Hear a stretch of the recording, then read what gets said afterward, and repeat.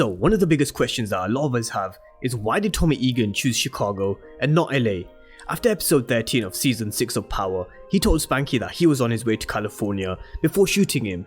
He then came back to Power Book 2 Ghost Season 1 at the end to finish Tasha because she name dropped him as the kingpin of Ghost's entire organization, so he faked his death, which left him free to go and do his thing elsewhere. But as we all know, Force is going to be starting in Chicago, so why Chicago and not LA?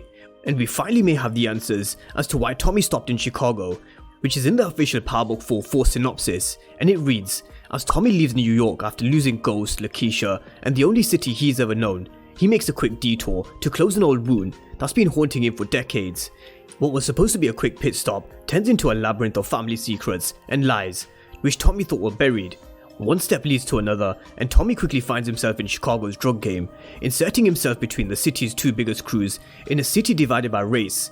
Tommy straddles the line, ultimately becoming the lynchpin that not only unites them, but holds the power to watch them crumble.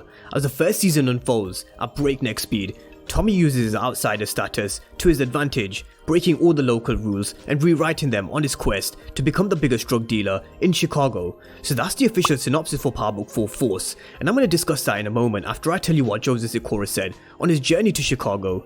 He said that Tommy was always trying to find family, Tommy was always in pursuit finding where he belonged, and he was always the odd one out. That said, there are times where Tommy fully embraces who he was as a character. He's a hustler, the streets raised him, he owes his life to the game, and Tommy's true to this. Tommy was the most honest character on Power, and he continued and said, so I think this comes back to the roots of Tommy. Now that he's an empty shell, what are the qualities of Tommy that's keeping him going? Well, he's kind of already told us on Power, and now we get to watch that. It's almost like watching a flashback in the future in some ways, because what we're doing is seeing how Tommy became Tommy, but it's after he lost everything. What does he do when he has nothing? How does he make things work? Now granted that the storyline is moving very fast, and they've definitely given Tommy a very fast trajectory towards the inroads of Chicago, so my job is to make sense of that and to show up as a force of nature that Tommy really is.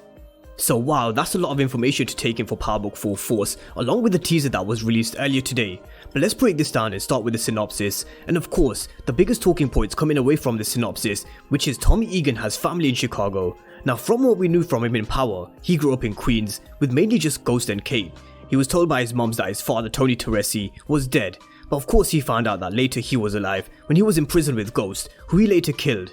Now, we were never really told of any other family apart from the Italian mafia that he was connected to, but he's gonna stop in Chicago to close an old wound that's been haunting him for decades, which will reveal a lot of family secrets and lies that Tommy thought were long buried. So we're gonna see him possibly reuniting with a brother, sister, or maybe an uncle or someone else, who knows.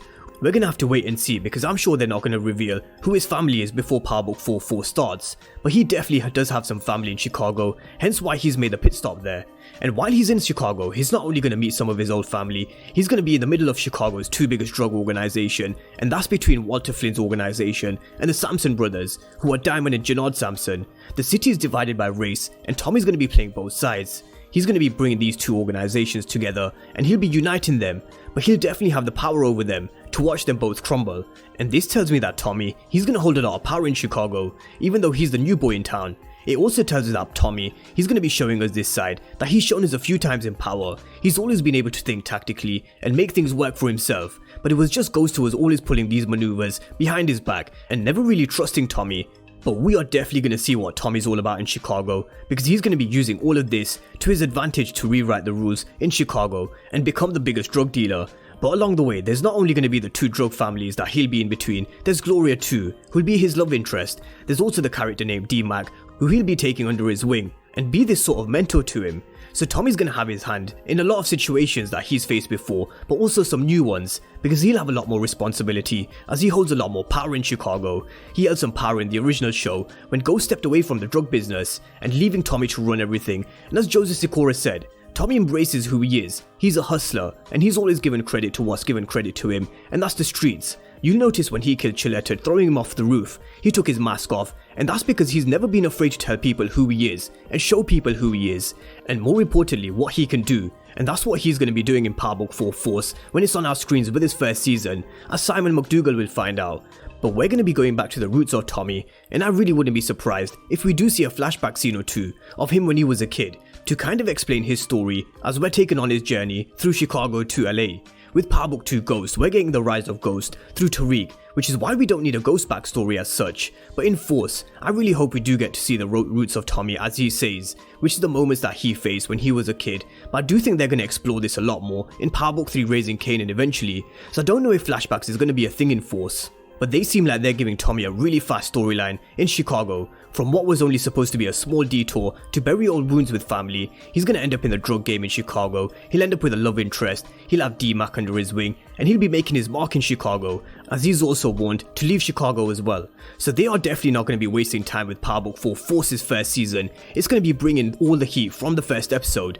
But that's the story from what we know so far from Tommy Egan's spin-off, through his synopsis and through Joseph Sikora's quotes. Some new information about Tommy's journey that we didn't know before. So let me know your thoughts and comments down below in the comment section about Tommy Egan having family in Chicago, which is the reason why he's taken a detour there.